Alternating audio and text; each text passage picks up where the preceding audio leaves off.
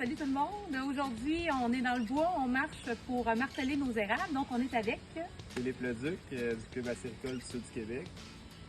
Donc, Philippe, tu as fait le tour avec moi ce matin. Oui. Donc, comment tu trouvais notre érablière? C'est quand même pas trop mal. C'est une très belle érablière. Il y a quand même de l'aménagement à faire. C'est ce qu'on a fait ce matin. On a martelé plusieurs arbres.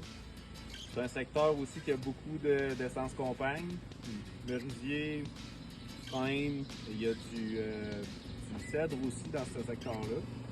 Fait On a martelé ça. On a décidé là, de justement faire une certaine sélection des arbres à enlever. Oui.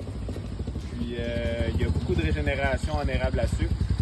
Donc on va favoriser là, la régénération en érable à sucre en enlevant certaines essences compagnes, comme le frêne en grosse majorité. On a énormément en bas. Il y a énormément en bas. Puis aussi, on sait que la grille du frêne est quand même très fréquente au Québec, puis ça s'en vient tranquillement vers ici. Donc, pour prévenir finalement les dégâts, on commence à enlever pas mal de freins. Exactement. Pour éviter de les enlever plus tard, sans qu'avoir à faire pas de tubulure en ce moment, donc ça va bien faire. Exactement. Bon, donc on va continuer notre martelage. Oui. Puis, on vous montre ça. Ouais, elle, ça fait longtemps qu'on veut la envoyer à terre. Mais c'était trop proche du chemin. On n'a pas le temps. Ouais, c'est un beau champignon, ça. Il est collé. Il semble que c'est un défaut qui est quand même très répandu dans l'érablière. Puis le problème, c'est que ça se répand d'un arbre à l'autre.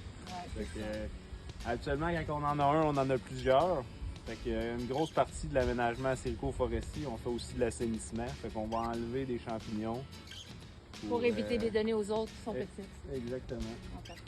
Même l'autre bord. Elle va finir par péter. Ouais, elle va finir par casser avec le vent, c'est sûr.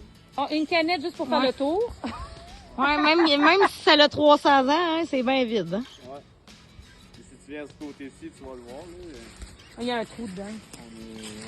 On peut habiter à l'intérieur. On est vide. Il y a peut-être même des petits... Daniel, t'aurais pas envie de déménager?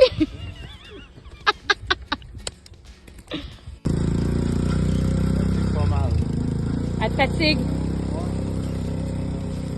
À cause du chanvre qui est dans le monde d'Ontario.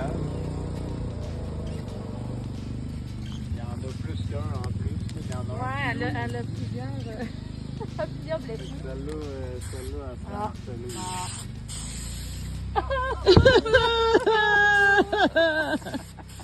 Bye bye!